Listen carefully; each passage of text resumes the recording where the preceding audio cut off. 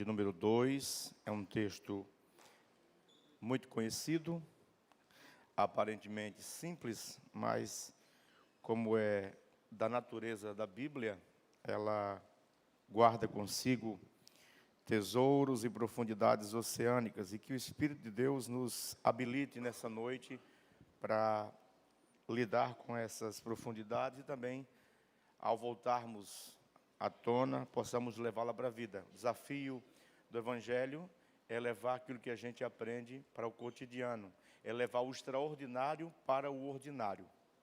Tá bom? A vida lhe aguarda lá fora amanhã com as suas adversidades, problemas com os quais você lida e enfrenta, mas a forma que o Evangelho lida com isso é lhe dando um novo olhar, uma nova perspectiva e uma esperança renovada, a certeza de que não é porque você está vivo, mas porque Ele está vivo, você pode crer numa manhã bem melhor. Marcos capítulo 2 diz assim: E alguns dias depois entrou outra vez em Cafarnaum e soube-se que estava em casa. E logo se ajuntaram tantos que nem ainda dos lugares junto à porta cabiam, e anunciava-lhes a palavra, E vieram ter com ele conduzido um paralítico trazido por 4. E não podendo aproximar-se dele por causa da multidão, descobriram o telhado onde estava, e fazendo um buraco, baixaram o leito em que jazia o paralítico. E Jesus, vendo a fé deles, disse ao paralítico: Filho, perdoados estão os teus pecados. Ali estavam assentados alguns dos escribas que arrazoavam em seus corações, dizendo: Por que este diz assim blasfêmias? Quem pode perdoar pecados, senão Deus? E Jesus, conhecendo logo em seu espírito que assim arrazoavam entre si, lhes disse: Por que arrazoais sobre estas coisas em vossos corações? Qual é mais fácil? Dizer ao paralítico: estão perdoados os teus pecados? Ou dizer-lhe: levanta-te e toma o teu leito e anda? Ora, para que saibais que o Filho do Homem tem na terra poder para perdoar pecados, disse ao paralítico: a ti te digo, levanta-te, toma o teu leito e vai para a tua casa.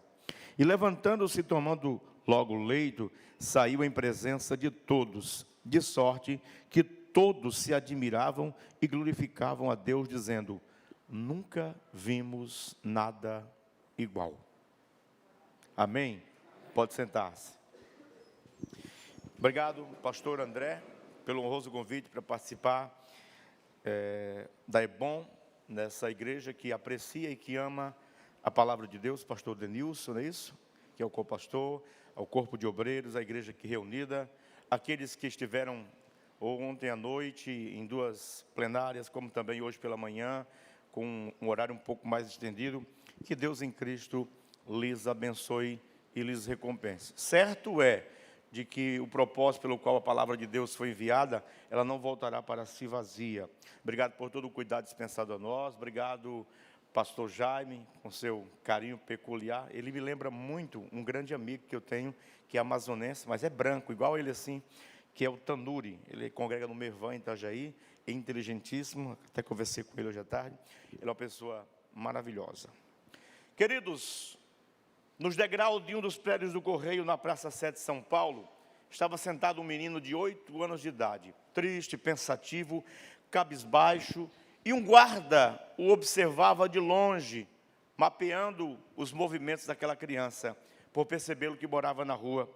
Aquele guarda, porém, era crente, e ele tinha um desejo no coração muito grande. Parece que ele conhecia uma frase atribuída a Richard Brooks: o coração das crianças é de quem chegar primeiro. Ele então se aproximou daquele menino e disse: escute, menino, o que você está fazendo aqui? Ele disse: veja bem, seu guarda, eu não tenho pai nem mãe. Os meus pais, antes de morrerem, todavia, me deixaram um legado moral. Me ensinaram que tudo aquilo que eu desejasse conquistar, deveria fazê-lo de forma honrosa, trabalhando.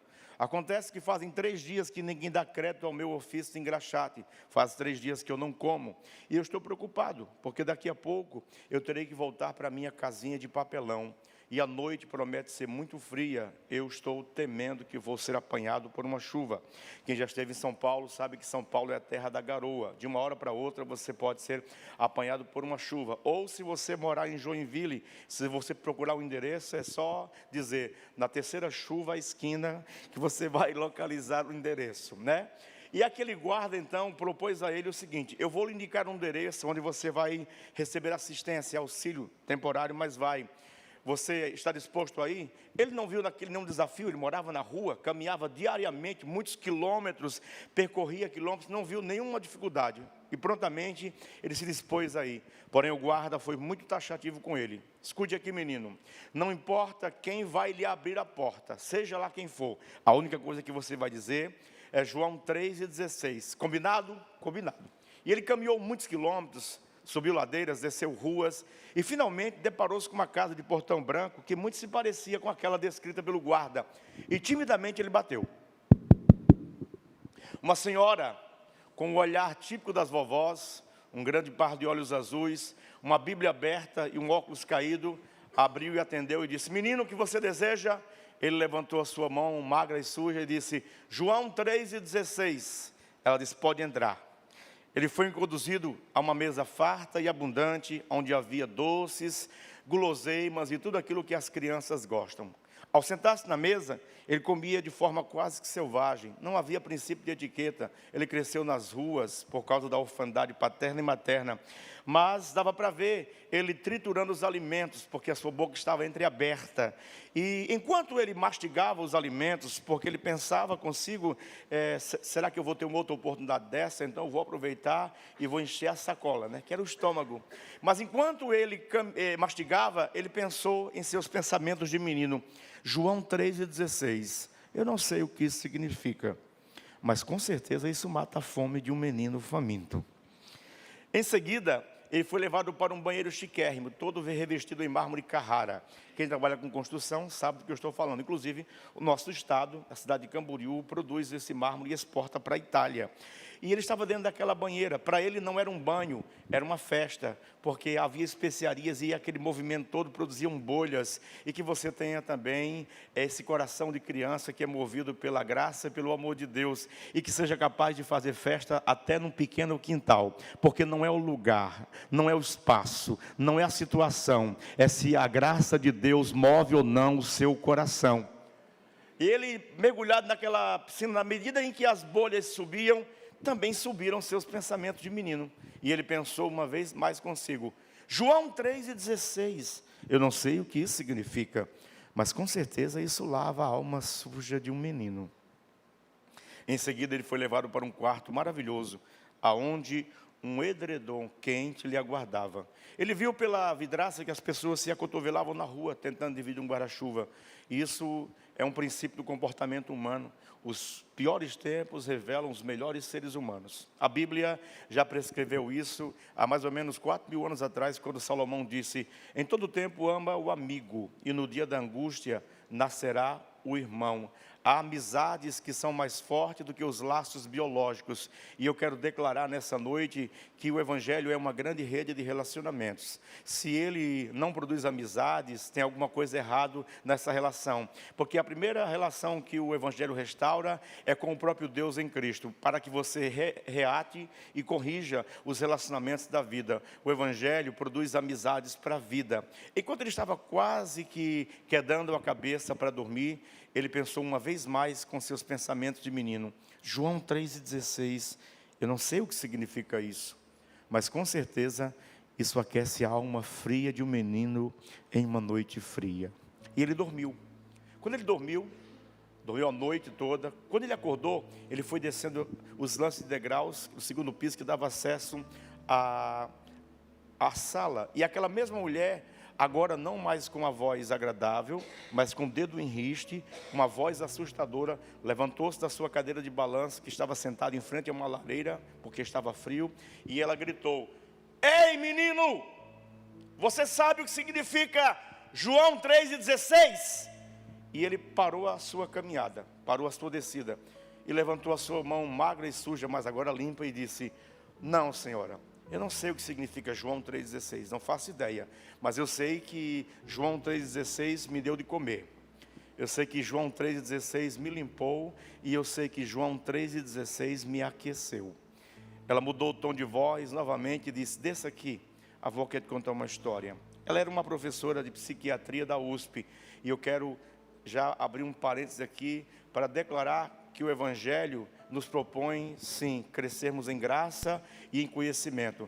Que cada espaço dessa sociedade seja ocupado por crentes que tenham a mente de Cristo e que carregam no coração o fogo da palavra de Deus. Sabe por quê? Porque qualquer espaço da vida cabe Cristo e cabe o Evangelho. Nós devemos levá-lo aonde formos, a todos os lugares devemos levá-lo. Aquela mulher o convidou ao seu colo e, olhando nos olhos dele, ela era uma professora de psiquiatria, ela falou assim: você ainda é muito novo para entender as conexões que existem entre os olhos e o coração.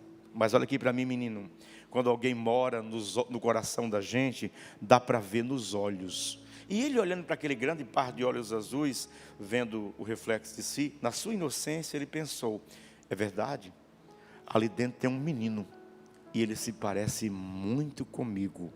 Durante 30 a 40 minutos, ela explicou para ele o que significava João 3,16. Porque Deus amou o mundo de tal maneira que deu seu único filho, para que todo aquele que nele crê não pereça, mas tenha a vida eterna. Porque Deus amou. O amor de Deus não é sentimento, é um ato. Deus amou de tal maneira, a expressão mais profunda do amor de Deus, ela é dada na cruz do Calvário, para que todo aquele que nele crê, a maior proposta, não pereça, mas tenha a vida eterna, a maior esperança. Após 40 minutos, ele estava com os olhos marejados, com a voz embargada e com a respiração ofegante, mas ele precisava voltar para a rua, precisava voltar para casa, para as avenidas da vida. Mas olha aqui para mim, ainda que voltasse para a rua, ele não voltava mais sozinho, ele voltava bem acompanhado agora. Ele está indo embora e disse: Senhor, eu estou indo para a rua, mas eu levo comigo uma coisa que nada das ruas pode arrancar nunca mais. Eu saio desta casa sabendo, a partir de João 3,16, que João 3,16 faz qualquer menino perdido se sentir seguro nos braços do Todo-Poderoso Deus. Por que eu contei essa história para começar a pregação? Porque nós temos um legado e um conceito de espiritualidade equivocado. Nós achamos que estamos no Evangelho porque somos muito bons. Vou repetir o que disse ontem. Charles Rod Spurgeon disse certa vez: não fique triste quando alguém fala mal de você. Você é pior do que isso. E sabe como é que o salmista descreve a nossa condição pré-cristã, pré-salvação? Ele diz assim: ó, e ele nos arrancou de um tremendal de lama, ele nos arrancou de um charco de lodo, firmou os nossos pés sobre a rocha, deu-nos um banho de graça, firmou os nossos pés, colocou um novo cântico em nossa boca. E assim como a liberdade que caracteriza as aves, nós podemos dizer: o laço do passarinheiro se quebrou e nós somos livres para adorar a Deus. Olha aqui para mim, você não está aqui porque você decidiu estar. A graça foi encontrá-lo, a graça foi salvá-lo, a graça o atraiu. Mas você também não permanece porque você tem uma natureza resiliente. Pastor, eu tenho 40 anos de casa, eu tenho 40 anos de Assembleia de Deus. Que bom, parabéns para você.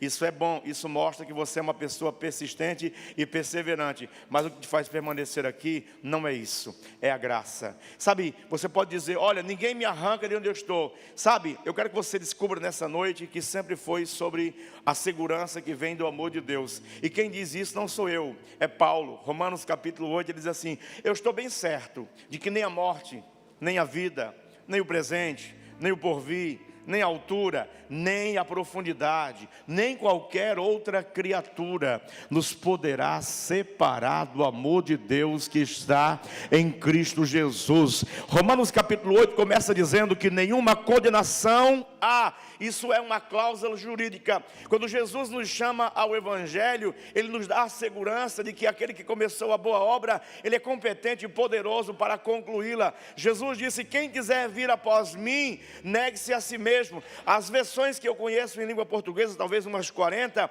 não traduzem o texto grego corretamente, porque isso é uma cláusula jurídica. O texto está dizendo: quem quiser ser meu discípulo, só o será quando passar o testamento da sua vida para o meu nome. Não tem como você caminhar com Deus, ser filho de Deus, quando você governa a própria vida. Não, você será governado pelo Espírito de Deus. O Espírito de Deus lhe guiará e ele será capaz de fazê-lo viver todo o bom propósito para o qual Ele lhe salvou. Deus nos salva em primeira instância para sermos amados, porque nós sofremos de uma carência existencial, afetiva, profunda e complexa, que pode nos fazer desde assassino a manipuladores e canalhas. A religião produz canalhas, o Evangelho produz homens de caráter. A religião produz desgraçados que têm uma insegurança terrível e que a qualquer momento, para sobreviver ou para salvar a própria pele, é capaz de entregar o mais leal dos amigos. Mas o Evangelho, ele tem uma outra natureza. Quando Judas vai até o Monte das Oliveiras, Jesus sabia que ele o havia traído, mas Jesus diz: amigo, aqui viestes. Quem mudou foi a natureza de Judas, porque era uma natureza construída na religião judaica, mas Cristo permanecia o mesmo. O seu amor por nós não muda, a sua boa intenção por nós não muda. Que você tenha certeza que este amor quer modelá-lo para viver propósitos gloriosos. E o texto que eu acabei de ler vai caminhar nessa direção, porque ele vai ser escrito por Marcos. E Marcos, ele é o mais objetivo, pragmático dos escritores do Novo Testamento. Ele não dá muita ênfase à dimensão pedagógica do ministério de Cristo, mas ele dá grande ênfase às ações concretas de Cristo. Sabe por quê? Porque o reino de Deus, ele não consiste em falas, em discursos vazios, mas em ações impregnadas de intenção do reino de Deus. E o Espírito Santo quer movê-lo nessa noite. E Marcos vai descrever aqui um milagre. E eu creio que haverá milagres nesta noite. Não apenas no físico, porque os do físico são bons, são maravilhosos. Quem aqui quer um milagre? Pois é, se você perguntasse para o homem que estava na porta do templo, em Atos 3, você quer um milagre?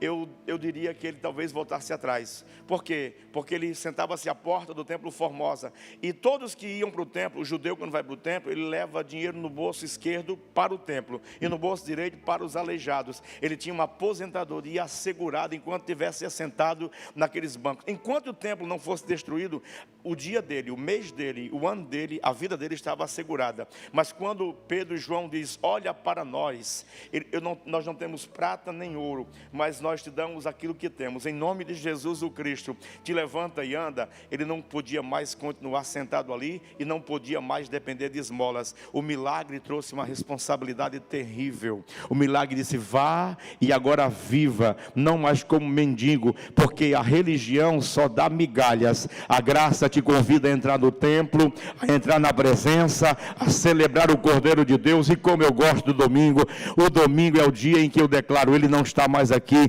ele já ressuscitou. O Senhor está presente nesse lugar, o Senhor está presente nessa casa, e Ele quer lhe envolver com seu gracioso amor. E esse milagre, ele vai ser descrito em 3 movimentos.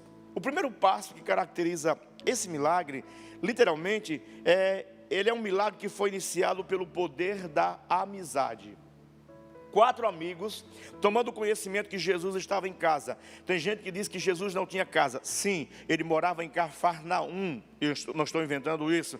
Ele congregava na sinagoga de Cafarnaum, aonde ele aprendeu a engatinhar. E com 12 anos ele participou de um ritual chamado Bar Mitzvah. A sua maioridade foi reconhecida. Ele passou até os 30, envolvido com o pai. Com os 30 ele começa o ministério. Com 32 anos e aproximadamente 11 meses, ele volta, depois de um período de longa caminhada e de um ministério itinerante. Ele volta à mesma sinagoga onde ele cresceu, onde os seus pais congregavam, e foi dado a ele como membro ilustre, porque a fama de Jesus corria por toda a Galileia, por toda a Palestina. Foi dado a ele o privilégio de ler a lei, a palavra do Senhor. Ele, abrindo o rolo da lei, estava escrito em Isaías 61. Naquela sinagoga, como em qualquer sinagoga de Israel, havia uma cadeira chamada cadeira de Moisés. ninguém sentava nela, ela estava reservada ao Messias. E Jesus, pegando o rolo da lei, ele lê Isaías 61 em hebraico ou em aramaico e diz: porque o Espírito do Senhor está sobre mim, porque ele me ungiu para anunciar o ano aceitável do Senhor, para declarar liberdade aos cativos. A Bíblia diz que os olhos de todos estavam fitos nele, e ele, fechando o rolo da lei, ele senta-se naquele lugar e diz: essa palavra se cumpriu no meio de vós. Ele foi acolhido? Não, ele foi expulso da sinagoga. Não permitiram ele terminar o sermão. Sabe por quê? Porque aonde o reino de Deus chega, aonde o evangelho chega, qualquer casa que seja governada apenas por religião, e chega o evangelho, chega a liberdade, chega um novo entendimento, chega o reino de Deus. Nessa noite você pode voltar para casa como aquele menino, caminhando com Jesus na vida. Mas o impressionante desse texto é que os amigos descobriram que ele estava em casa. Mas quando eles chegam, eles têm a sua primeira tentativa frustrada. Por quê? A Bíblia diz, o texto de Marcos que eu acabei de ler, diz que a casa estava tão cheia que pela porta não havia como entrar. Então, eles correram riscos reais. Eles sobem ao telhado e eles fazem um buraco. Violar o telhado de um judeu dava apedrejamento. O lar de um homem judeu era inviolável. Mas o que está acontecendo aqui? Irmãos, olha aqui para mim. Quem está me ouvindo diz amém.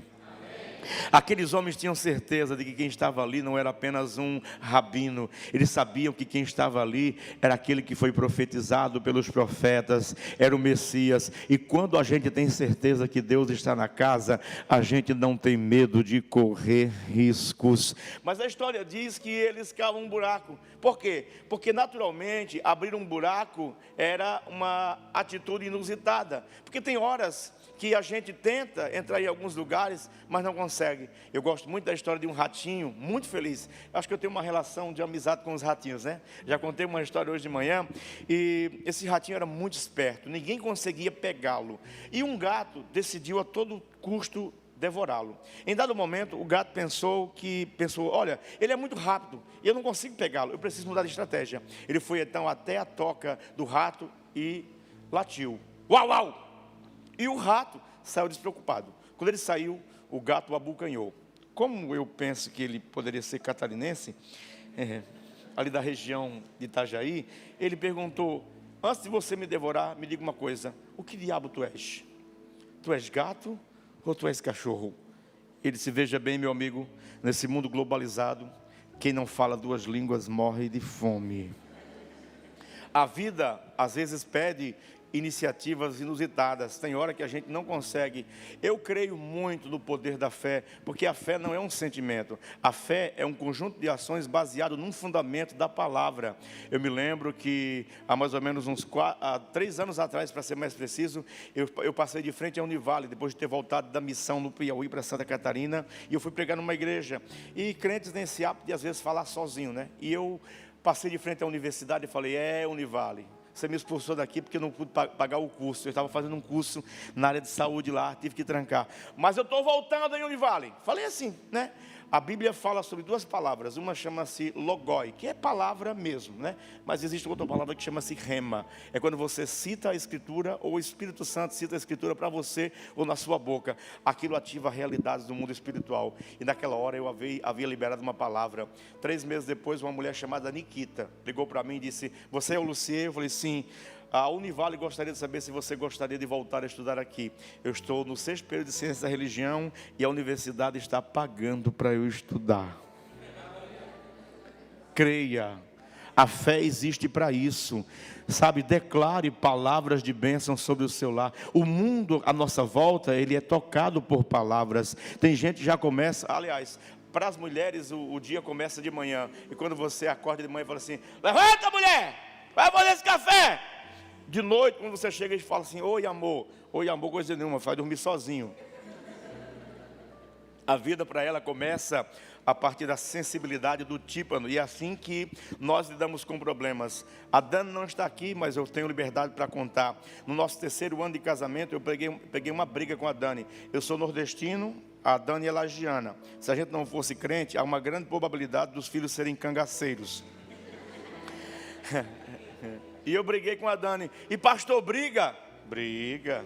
Ixi, se for pentecostal, então, xinga em línguas estranhas, né? Outro dia o meu filho estava comigo e um argentino gritou comigo. Ele saiu do carro e disse assim: ô animalzinho que ficou fora da arca, respeita o meu pai. Eu ensinei ele a xingar com base na palavra de Deus. Mentira, não ensinei não. Ele aprendeu sozinho em algum lugar, né? E eu discuti com a Dani e eu fui para o monte orar. Lá em Balneário tem um monte chamado Cabana de Oração. Ele tem 176 degraus. A gente gosta mais de sacrifício do que de pedir perdão. A gente ama ritual, não entrega. A gente ama desafio para provar que a gente é capaz de dar a volta por cima. Evangelho não é sobre o que você pode. Você não pode. Você não pode levantar-se de onde você está. A Bíblia diz: estando vós mortos em vossos delitos e pecados, Ele vos deu vida. Então pare de tentar, para não fracassar mais vezes, para não ficar feio, né? E eu me lembro que eu fui para o monte orar e disse: Deus, eu estou aqui, ficarei 3 dias em jejum e consagração, para que o Senhor quebre o vaso, que não sou eu, é a minha mulher. O nome disso é síndrome de Adão. A gente sempre terceiriza culpa e terceiriza erro. Gosto muito de um escritor chamado J.K. Chesterton. Se você é católico, ele era um escritor e pregador católico. Houve um concurso promovido pela Sociedade Real de Ciências, que o lema era: responda a pergunta, o que há de errado com o mundo? O prêmio, 1 milhão de libras. E o carteiro chegou na casa de Chesterton e disse: você tem 1 semana para responder. Ele disse: não, só precisa de 5 minutos. Respondeu. Quando foi feita a leitura, a abertura dos envelopes, ele ganhou, porque a resposta que ele deu: o que há de errado com o mundo? Ele respondeu: eu. Sabe o que é isso? Isso é percepção do Evangelho. Quando você tem percepção do Evangelho, você para de culpar os outros. Você percebe que um monte de problema é a gente mesmo que cria. A gente vai se enroscando em problemas e a gente vai tentando justificar isso, culpando os outros, como eu fiz. E eu fui lá para o monte, né? E Deus naquele lugar falou comigo. Deus fala, sabia? Ele fala. Ele disse: você não precisa disso, rapaz. Você é inteligente. Você é nordestino. Aliás, eu acho que Deus é nordestino, porque o profeta disse: ó bichinho de Jacó. Há uma grande probabilidade dele ser. Há a possibilidade, não está descartada a possibilidade antropológica dele ser. E Deus me deu uma estratégia para resolver a minha primeira crise conjugal. Eu desci do monte, fui até uma verdureira, comprei um abacaxi, não foi para Dani descascar, foi para eu mesmo. E eu dei asas à estratégia. Já que eu não conseguia acessar o coração dele, porque estava bloqueado por causa das minhas palavras duras, eu precisava arrumar um outro jeito de entrar no coração dela.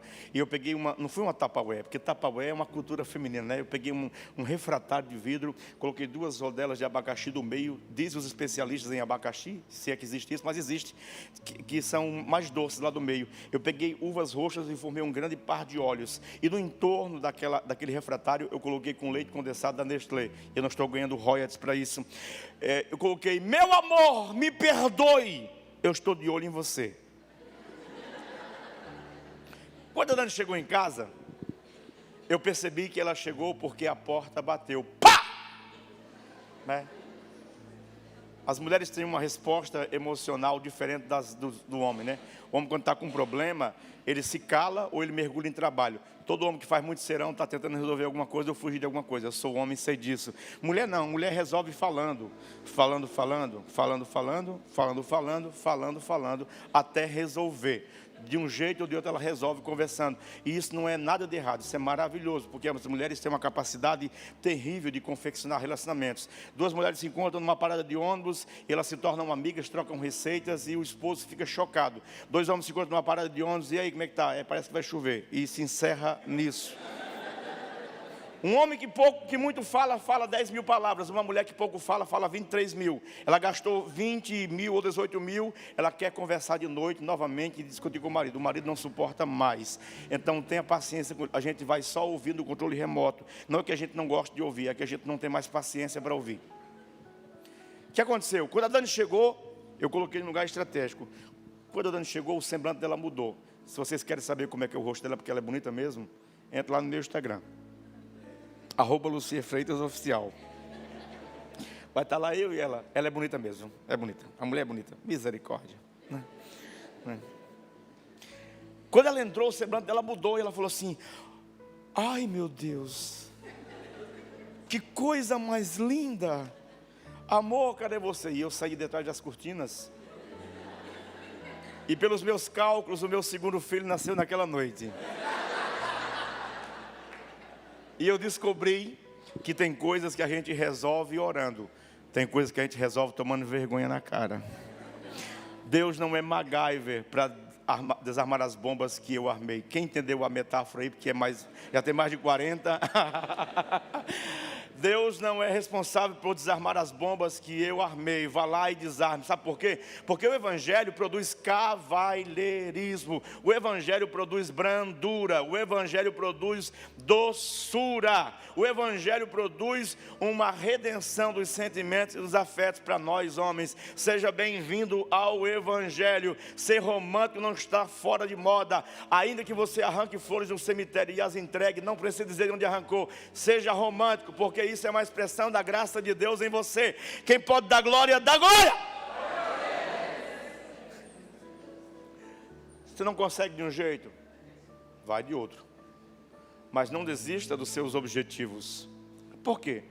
Porque a vida ela é marcada por desafios. Mas coisa maravilhosa é quando a gente tem amigos. A amizade levou esse homem aonde as suas alejaduras não lhe permitiriam levar sozinho. Todos nós temos alejaduras. Algumas não são físicas, algumas são espirituais. Vocês se lembram-se de Mefibosete? A Bíblia diz em 2 Samuel capítulo 9, que a sua ama de leite o deixou cair e ele ficou aleijado.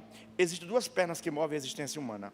Primeiro, nesse texto de 2 Samuel, sonhos. O sonho de todo menino em Israel era ser membro da cavalaria real. Segundo, participar das festas de Israel. Terceiro, um dia estar na presença do rei. A lei de Moisés proibia aleijado dessas três coisas. Mas nós sabemos que um dia Deus roubou o sono de Davi e trouxe Mefibosete à sua presença, cobriu a sua aleijadura com a toalha da graça. Por quê? Porque Deus pode e Deus quer fazer isso. Mas existe uma segunda perna que move a existência humana, que é justamente as promessas. Quando Mefibosete ficou aleijado, ele tinha apenas 5 anos. Levou-se quase 21 anos para Mefibosete ser trazido de volta para o palácio. Por que Deus faz isso? Por causa do orgulho. A família de Saul era uma família muito orgulhosa. E o orgulho é aquilo que mais nos aproxima dos demônios. Orgulho é igual ao mau hálito. Quem tem não sabe.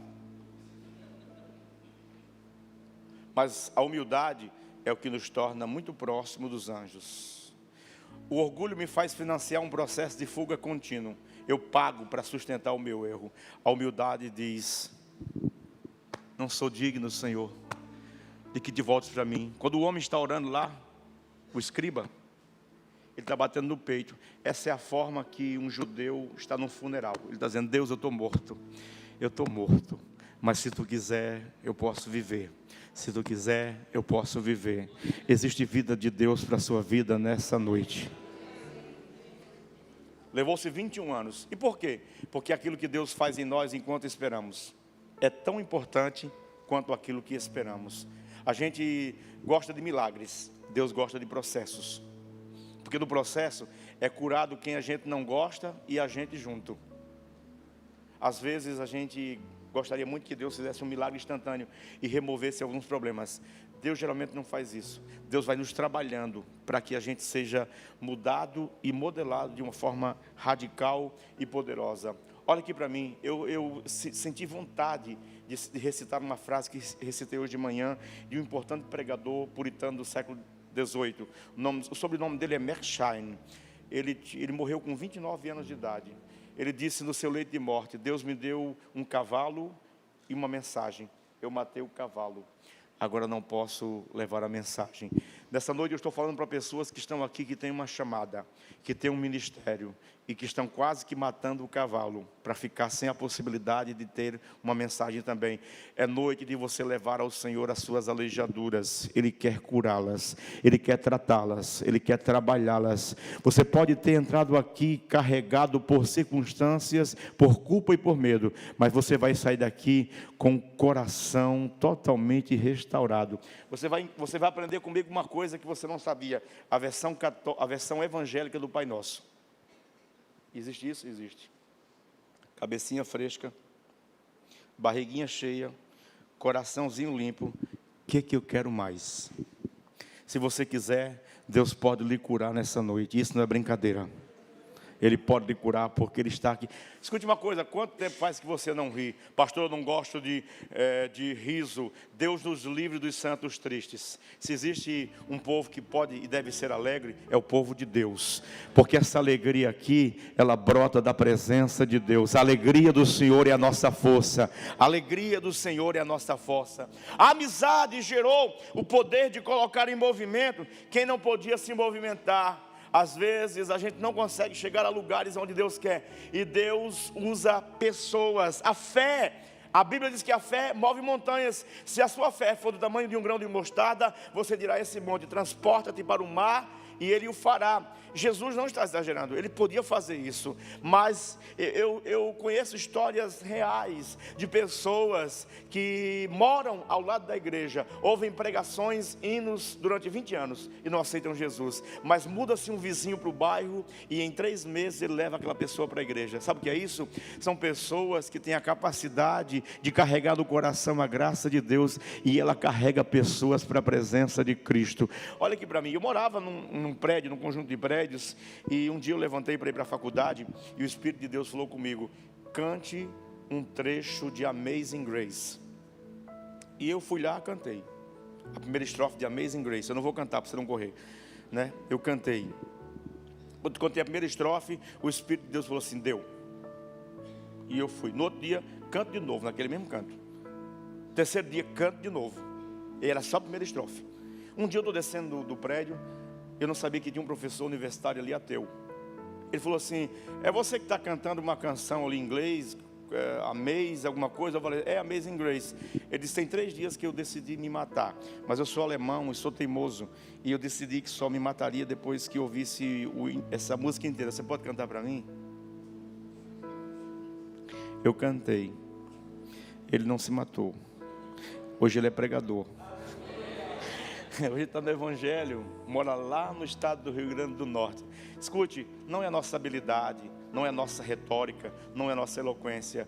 Jesus tem o poder de quebrar barreiras e de destruir construções monstruosas da vida, quando você diz: porque Deus amou o mundo de tal maneira que deu seu único filho, para que todo aquele que nele crê não pereça, mas tenha vida eterna. Se você pensa que isso é brincadeira, preste atenção no que eu estou falando. Eu tinha um amigo que era professor de filosofia, e ele muito debochado, né? Ele falou assim: esses crentes mais velhos é cheio de coisa, né? Eu falei: cutuca para ver. E a gente estava passando de frente a uma igreja presbiteriana, e tinha uma parada de ônibus, e estava lá sentado um irmão, um senhorzinho. Aí o meu amigo colocou o braço para fora e falou assim: Pai do Senhor, meu irmão. Ele disse: Pai do Senhor, meu filho, o senhor está esperando o ônibus? Ele coçou a cabeça e disse: não, eu estou esperando Jesus. Se o ônibus vier primeiro, eu pego. Quando ele falou aquilo, o Espírito de Deus falou comigo assim: guarde isso, e por onde você passar, fale isso, porque só fala isso quem acredita nisso. Não é o muito falar, é o falar dirigido pelo Espírito de Deus. Olha aqui para mim. É impressionante que esses homens, eles sentiam alegria profunda em celebrar a restauração de um amigo. A gente às vezes quer muito que Deus faça milagres em nós, mas a gente não atenta para a Escritura. A Escritura nos dá princípios que movem o mundo espiritual. A Bíblia diz: e Deus mudou o cativeiro de Jó, enquanto ele orava, intercedia pelos seus amigos. Quanto tempo a gente passa gastando pelos outros? Eu viajei 10 anos com a equipe de avivamento dos Gideões, pelo país afora. E um dia eu presenciei uma coisa que eu fiquei chocado. Em congressos de missões, às vezes se dá palavra para pessoas, para contar algum testemunho. E chegou uma senhora lá e pediu para contar um testemunho. Ela falou assim: pessoal, é o seguinte, perto da minha casa, tinha um rapaz que ele acabou se envolvendo com drogas para trazer dinheiro para casa. Ele foi preso. E a mãe entrou em depressão, e o pai se envolveu com a criminalidade. Os dois estão presos e a mulher está doente. E eu olhei para aquela situação e disse: eu preciso fazer alguma coisa para ajudar essa família. Sabe uma coisa? Eu vou lá na igreja dos crentes, vou fazer uma campanha de oração por eles. Ela é católica. Vou fazer uma campanha. E eu fiz a campanha aqui de 7 dias, irmãos. Eu quero dizer para vocês que o rapaz está em condicional de liberdade, a mulher está recebendo tratamento, o esposo foi também libertado da prisão, está trabalhando. E eu não quero ser crente, tá? O que é isso? Isso é graça. Há aqueles que a igreja os tem, mas Deus não os tem. aqueles que Deus os tem, mas a igreja não os tem.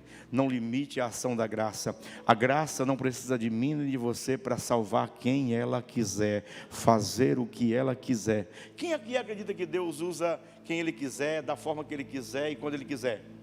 Amém? Eu achava que acreditava nisso, até Deus começar a usar as pessoas que eu não gostava. Sou professor da escola dominical há 20 anos, na sede de Camburi, eu falei isso hoje. E um dia eu fui escalado pelo pastor Cicino, de saudosa memória, para dar aula. O pastor Cicino muito bravo: todo mundo em jejum, ninguém come. Só que eu nasci com defeito de fabricação. E quando eu passei de frente à panificadora, eu fui a pé para a escola dominical, eu era o professor. E ao lado da padaria tem uma escola, onde eu dava aula de história ali. Quando eu migrei para o sul do Brasil, eu me apaixonei por duas coisas. Primeiro, pela minha esposa, quem amo. A minha paixão é um caso público de amor, viu? E eu gosto muito de strudel com café amargo. É uma coisa de alemão, eu gosto, aprendi, né? E quando eu passei, estava o strudel fumaçando. Passou a vontade de jejuar na hora. Eu entrei na padaria. Quando eu entrei na padaria, entrou um rapaz. Pensa num rapaz bonito. Eu não gosto de rapaz, mas ele era bonito, alto, loiro. Ele era o suficiente para encher aquela descrição, aquela leitura pentecostal que as meninas fazem. Ó Deus, aí está o meu Isaac. Era bonito, mas com sinais claros de drogadição. Eu olhei, avaliei rápido, eu falei: esse rapaz é envolvido com drogas. E ele pegou uma bandeja e encheu assim com muita coisa. Ele começou a comer. E eu, nordestino que sou, falei: meu Deus, que cavalo. Quando eu falei isso, o Espírito Santo falou: sabe quem vai pagar a conta? É você. E eu, como um bom crente da Assembleia de Deus, obreiro que me prezo, eu falei: pensamento do diabo, eu te repreendo em nome de Jesus. E aquela voz continuou martelando: quem vai pagar é você, quem vai pagar é você. Daqui a pouco ele se aproximou do balcão e disse: moça, perdi a carteira. Ela já gritou: seu vagabundo, eu vou chamar a polícia. Polícia. Aquela moça era minha aluna. Eu dava aula de história para ela. Eu falei: meu Deus, eu sou um professor horrível. Eu não ensinei nem ela a falar direito. E o Espírito Santo falou: você está esperando o quê? Quem vai pagar é você. Quem vai pagar é você. Aí eu me levantei a mão sem vontade, assim, igual você. Eu falei assim: moça, quanto é que deu a conta aí? Ela falou: a sua? Eu disse: não, a dele. Ela deu um passo para trás e falou assim: é por isso que esse país não vai para frente. Mas como não foi eu que preparei aquela oportunidade, foi Deus, eu senti um fogo subir assim dos pés de quem é crente, sabe o que eu estou falando, né? E eu dei um grito dentro daquela padaria pequena. Eu gritei assim: moça, bem-vinda ao reino de Deus. Ela começou a chorar compulsivamente. Mas eu queria ir embora. Tinha 450 pessoas me esperando, eu ia dar aula, eu era professor escalado. E eu fui saindo às pressas, e o Espírito Santo falou assim: ora por ele. Irmãos, a gente não sabe dimensionar a nossa malignidade. O que eu estou fazendo aqui é uma confissão pública. Eu tinha uma oração pronta: Deus te abençoe, nego. Nunca mais cruza o meu caminho. Tu me desse prejuízo.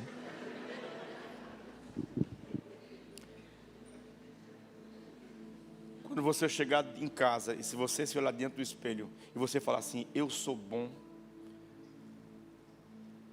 você é capaz de escutar uma vinheta chamada o diabo está rindo. Está rindo, sabe? E de repente eu fui orar por ele. Só que quando eu fui orar por ele, aí eu não ouvi a voz dentro de mim. Eu ouvi audivelmente, do mesmo jeito que eu ouvi quando o Senhor me chamou há 28 anos atrás para o Evangelho, num show de rock. Cuidado com o que você vai falar. Você está colocando a mão na cabeça de um pastor. Eu olhei assim: isso não tem cara de pastor, não. Não é o que a gente é o que Deus pretende nos tornar. A igreja não é perfeita, é aquilo que Deus pretende fazê-la. Deus pretende torná-la uma noiva sem ruga, sem mancha e sem mácula. Ele não me conhece, nunca entrou numa igreja, mas eu tenho levantado um batalhão de mulheres. Por onde ele passa, para orar por ele. E assim como eu fui lhe buscar naquele show de rock, em resposta às orações da sua avó, eu vou levantá-lo como pregador e pastor nessa nação. E haverá um dia que ele estará pregando num grande congresso de missões lá de Gideões, e ele contará o que aconteceu aqui. E tu saberás que eu uso quem eu quero, quando eu quero, do jeito. Pastor, eu me sinto doído e incomodado quando Deus começa a usar pessoas que eu não gosto. Seja curado nessa noite. Sabe por quê? Porque a graça também quer lhe usar. Pare de ficar angustiado, inquieto pelo êxito, pelo sucesso alheio. O processo de cura acontece quando você celebre, porque Deus não dá dom para ninguém se tornar espetáculo. Deus dá dom tendo em vista o aperfeiçoamento dos santos, e Deus deu um para doutores, mestres, apóstolos e pastores, tendo em vista o aperfeiçoamento dos santos. Pastor, eu não tenho dom de curar. Não precisa ter dom de curar, faça igual esses rapazes. Eles não tinham dom de curar, mas eles conheciam aquilo que aquela menina que estava lá na Babilônia sabia. Ela estava lá e um general chamado Amã, ele estava leproso, a sua esposa não sabia mais o que fazer, e ela, tomando conhecimento daquela situação, ela falou: se o meu Senhor estivesse na terra em que está o profeta Eliseu, certamente ele seria curado. Princípio da passagem: você não precisa ter dor de cura, basta conhecer endereços de cura. Pode mandar as pessoas aqui, porque quem cura não é a gente não, quem cura é o filho mais velho da irmã Maria. E eu tenho uma novidade para você, está escrito: onde houver 2 ou 3 reunidos em meu nome, aí eu estarei no meio de vós. Eu tenho uma desconfiança aguda de que ele está curando pessoas neste lugar. Eu tenho uma desconfiança poderosa de que a graça está envolvendo pessoas, aleijadoras estão sendo removidas, você voltará para casa restaurado, restituído, renovado. Você sairá daqui dizendo: só o Senhor é Deus, só o Senhor é Deus. Se você pode adorá-lo, adore-o, porque ele vive e reina para sempre. Eu preciso correr para terminar. Olha aqui para mim. O segundo passo desse milagre se trata da experiência de abrir espaço em ambientes apertados. Aquele homem não conseguia estar sozinho, mas se a amizade põe em movimento pessoas rumo ao endereço de cura, a fé, ela abre espaço pelo poder das atitudes inusitadas. E quando a amizade e a fé se juntam, ela gera flexibilidade em lugares enrijecidos. Não cabia ninguém, mas eles deram um jeito de colocar o homem na presença de Jesus. Sabe, parece que havia uma espécie de prenúncio profético. Parece que eles sabiam que era a última presença de Jesus em casa. De fato, foi a última vez que ele esteve em casa. E eles pensaram: é hoje ou nunca. Escute uma coisa: você quer viver uma revolução radical na sua vida? Faça uma entrega radical. Pastor Gesiel Gomes estava pregando no ginásio há 29 anos atrás, no ginásio Irineu Bonhausen, no Congresso Gideões. Ele disse: nós vamos fazer a oferta, eu quero que você traga o que você tiver. Se você não tiver nada, traga você mesmo. E uma adolescente magricela veio correndo e se jogou no parapeito do púlpito, bateu e caiu desmaiado. E pastor Gesiel Gomes parou e disse: Deus acabou de me dizer que aceitou o sacrifício desse rapaz. Dentro de poucos anos, esse rapaz será o homem mais conhecido do Brasil e da América Latina. Era um adolescente do interior de São Paulo chamado Marcos Feliciano. Uma entrega radical, verdadeira à graça e ao Cristo ressuscitado mudará o rumo da sua história para sempre. Sempre. Se você deseja isso, viva isso nesta noite. Pastor, qual é a grande mensagem desse texto? É que a fé, literalmente, fez uma coisa que é maravilhosa. Eu quero que você dê glória mesmo, sabe por quê? Porque é verdade. A fé coloca a gente aonde a gente não cabia. É disso que o texto está falando. Colocaram ele. O texto diz que eles abrem um buraco e eles descem estrategicamente. E eles interrompem. Olha aqui para mim, irmãos. Olha aqui para mim. Há pouco eu falei que Jesus foi expulso da sinagoga. Foi interrompido o sermão. Mas agora é uma interrupção legítima, não uma interrupção falsa. Jesus para e diz: ei, perdoados estão os teus pecados. O texto diz que escribas e fariseus estavam ali reunidos, e eles estão pensando, eles não estão falando, estão pensando. Ei, é assustador, né, a gente saber que Deus lê pensamentos, que Deus conhece exatamente o que a gente está pensando agora, e que há um relatório exato de tudo aquilo que a gente pensou durante o dia. É maravilhoso saber que Deus conhece tudo e todos, mas aqueles homens estão pensando no seu coração: ninguém pode fazer isso. Quem ele está pensando que é? Ele não tem autorização do Sinédrio para falar em nome de Deus, e Jesus não tinha. Sabe por quê? Porque ele não era membro do Sinédrio. O membro do Sinédrio lhe dava uma autorização para falar em nome de Deus. Sabe por quê? Porque a religião, ela só me dá autorização. Mas Jesus tinha uma coisa que a religião não dava. Ele tinha e tem autoridade. Ei, perdoados estão os teus pecados. E eles pensaram: ninguém pode dizer isso. Aí Jesus falou assim: para que saibais que o Filho do Homem tem poder para perdoar pecados, a ti te digo, levanta-te, toma o teu leito e anda. Sabe o que eu quero que você entenda nessa noite? É que o terceiro movimento desse milagre, ele está relacionado à misericórdia. Você já esteve num ambiente onde há uma figura ilustre e destacada? Todo mundo se aperta, ninguém cede. Por favor, passe, né? Não, agora não, aqui sou eu, né? Eu já estive em ambientes assim, em que ídolos do mundo gospel estavam, as pessoas se acotovelavam, empurravam as outras, as pessoas queriam estar ao lado dela. E Jesus estava na casa, não havia espaço. Mas nesse lugar você percebe que esses 4 homens não estão preocupados consigo. Eles estão trabalhando para que um homem seja curado. Num contexto de competição, existe lugar para o serviço. Olha aqui para mim, o reino de Deus é serviço, serviço, serviço. Existe um livro chamado Paraíso Perdido, foi escrito por John Milton. Nesse livro, o John Milton tem um diálogo com Lucifer, não é com Lucier, com Lucifer, não é com Lucier. Ele pergunta: Lucifer, por qual razão você resolveu se rebelar contra Deus? O que você tinha em mente? E ele responde: porque para mim é preferível reinar no inferno do que servir no céu. Olha aqui para mim, quem não gosta de servir, já sabe a quem está servindo. É a si mesmo. E servir apenas a si mesmo é a pior forma de egoísmo. Isso é satânico.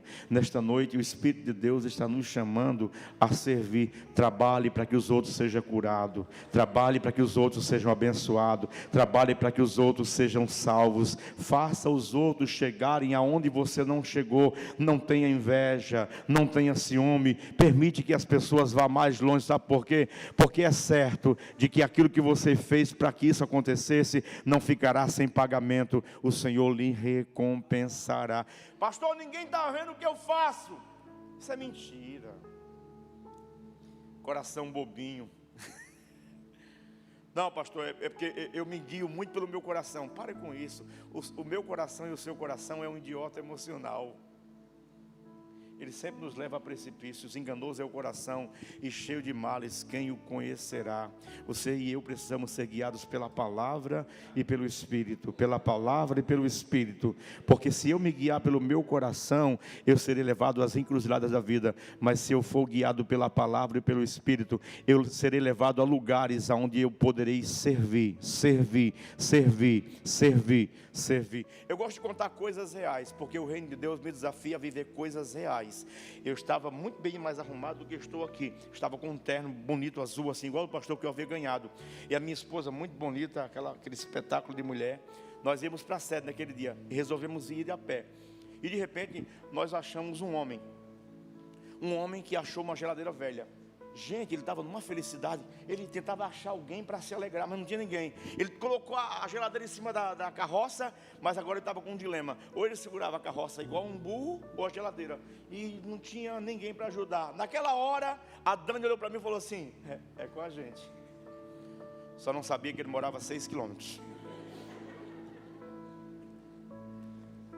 Eu transpiro muito. Caminhamos 6 quilômetros empurrando. Pastor, quem conta o que fez não recebe recompensa. Isso é mentira. O que determina não é se os olhos viram, nem se a boca falou. É a motivação do coração. Deus não julga a partir do que dizem, nem do que pensam, mas a partir daquilo que está no coração. E eu queria ajudar aquele homem, a Dani também. Chegamos lá pingando de suor. Eu não falei para ele assim: olha aqui para mim, eu sou o pastor Lucier. Sou diretor da escola teológica aqui, quero que você venha. Não falei nada. Sabe por quê? Porque quando você serve, você não precisa pregar. Já pregou. Que tenhamos uma vida marcada por sermões encarnados, para que os discursos sejam desnecessários. Porque quando alguém vê que alguém se sacrifica pela gente, serve a gente tem ideia de que essa pessoa é movida pelo Espírito de Deus. E é o que está acontecendo nesse texto. Eu estou caminhando para o final. Olha aqui para mim. Nesse texto, a competição cede lugar ao serviço. Os olhos de todos buscavam uma explicação para o quadro de aleijadura. Por quê? Porque todos estavam tentando tirar algum proveito daquela situação. Jesus estava na casa e eles queriam ser curados. Mas naquele momento, esses 4 homens estão totalmente delicados. A cultura e a religiosidade, ela tece opiniões sobre a gente. Jesus tem certezas. Que coisa maravilhosa a gente saber que Jesus nos conhece e que Ele nos recompensará. Pastor, qual é o fundamento das recompensas do meu trabalho? É aquilo que tomaram conhecimento e notaram? Não. É 1 Coríntios capítulo 15. O capítulo sobre a ressurreição. O capítulo termina com um grande enfoque motivacional. É o que eu chamo de coach verdadeiro, né? Coach paulino. Ele diz assim, sede pois firmes e constantes, sempre abundantes na obra do Senhor, sabendo que no Senhor a vossa obra não é vã, ela terá recompensa. Sabe o que Paulo está dizendo? Trabalhe, porque quem vai lhe recompensar não está morto, já ressuscitou. E aqui eu termino. O texto diz que Jesus diz, pega o teu leito e volta para a tua casa. Jesus fala assim, perdoados estão os teus pecados. Quem está me ouvindo diz amém. Amém. Na presença de Jesus, você pode entrar aleijado.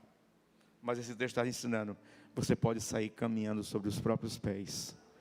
Terceiro, na presença de Jesus, toda síndrome, toda tentativa de achar que eu estou assim porque alguém fez uma coisa por mim, o nome disso é vitimismo. A gente tem uma tendência miserável ao vitimismo. A gente acha que sempre está com algum problema porque alguém aprontou com a gente. Jesus falou assim, ei, o pecado não é do teu pai, porque é isso que a tradição rabínica pensava. O pecado não é do teu pai, é teu, e a cama é tua. O teu pecado eu perdoo, e desta cama eu te levanto. É o que Deus quer fazer com você. Eu não sei em que cama você está deitado. Por 5 anos eu fui cuidador de um tetraplégico. Ele só movia essa mão esquerda para assinar documentos. E ele disse, eu daria tudo para levantar-me daqui. E tem situações que são verdadeiras camas. A gente não consegue erguer-se delas. Mas eu tenho uma notícia boa para você. Deus está levantando amigos para lhe levar a endereços de cura, para que você volte para casa curado. Fica de pé para a gente orar.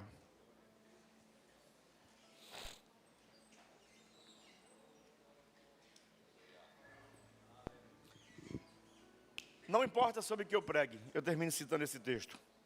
Olha aqui para mim. Entrando com ousadia no Santo dos Santos, pelo vivo e novo caminho que vos foi aberto, no rasgar da sua carne, a fim de receberes refrigério em tempo oportuno.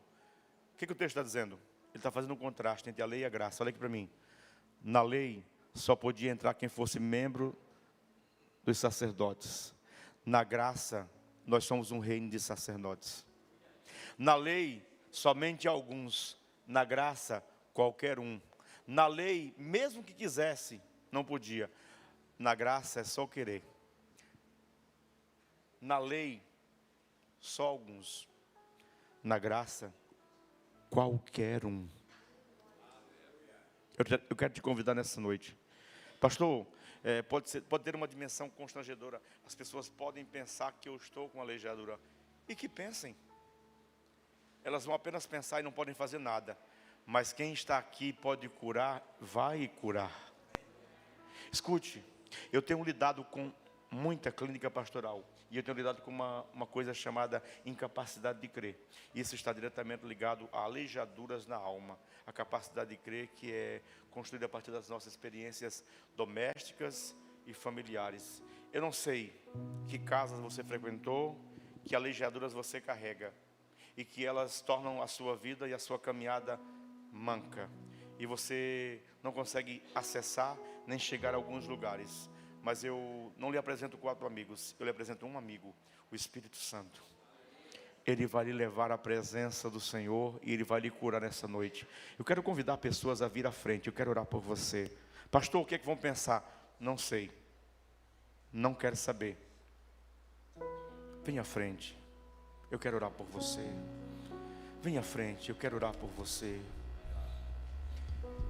Pastor, mas eu sou uma pessoa bem quista na sociedade. Quem está me ouvindo diz amém. Deixa eu subir aqui para ser visto, que eu sou meio pequenininho. Há uma história verídica, e eu vou terminar com isso aqui, olha aqui para mim. Alguém já ouviu falar em Abraham Lincoln, presidente americano? Ele viveu num período de escravocracia, em que os negros trabalhavam até a noite na lavoura. Mas Abraham Lincoln era membro de uma igreja batista americana, no sul americano, região sul dos Estados Unidos. E um dia, um homem, um irmão negro, trabalhou até quase 8 horas, e ele chegou no culto. E o único lugar que havia reservado era uma cadeira onde estava Abraham Lincoln. E ele, percebendo que ele entrou de cabeça baixa, que não tinha lugar para sentar-se, ele foi indo embora. E o Abraham Lincoln, com aquelas mãos de pá bem grandes, segurou. Ele falou assim: sente-se aqui, meu irmão. Ele disse: não, aqui é lugar reservado só para autoridades. Ele disse: não, nessa casa qualquer lugar está reservado a pecadores arrependidos. Pai, a Tua palavra foi pregada, explicada. Senhor, a Tua palavra diz que estes sinais seguirão os que creem, e em meu nome imporão as mãos sobre os enfermos e os curarão. Não é sobre mim, é sobre o Senhor. É sobre o Cristo ressurreto, sobre o Cristo que criou todas as coisas, e todas elas subsistem pela palavra de ordem liberada pela sua boca.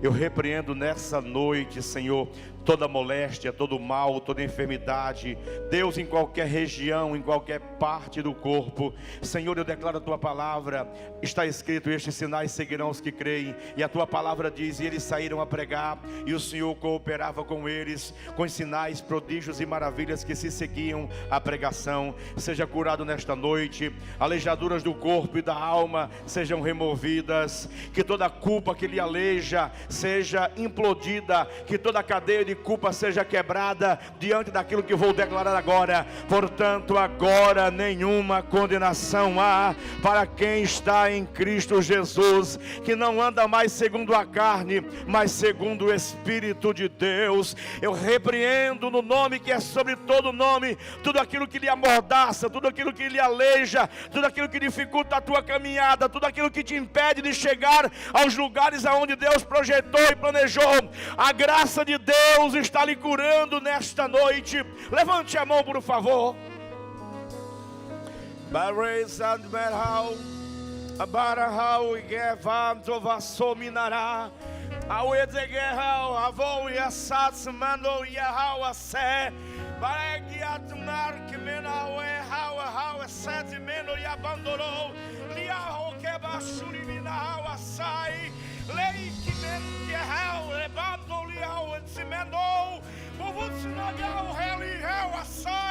O Espírito de Deus está aqui, e Ele está lhe curando, Ele está lhe curando, Ele está lhe curando, Ele está lhe curando. Se você acredita nisto, dá glória ao nome